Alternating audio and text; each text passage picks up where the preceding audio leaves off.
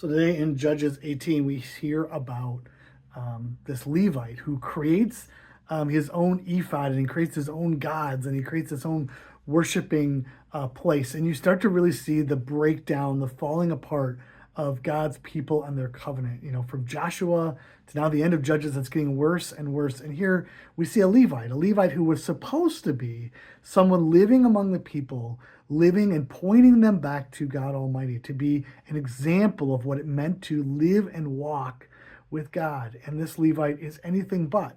He comes to follow money for others. He makes his own gods and worships them. And ultimately, these people of Dan will come and raid him and take his stuff, and they'll set up the ephod and create a place of worship outside of the one true God. Dan is in the northernmost part of the country of Israel. And we'll hear about this again in the split kingdom, right? Where will they worship? One of the places they worship is in Dan. And so we already see that in Judges, God saying this place where they created to worship away from their God. And this is us too, right? It's so easy for us to easily get caught up and wanting to work and worship after other things.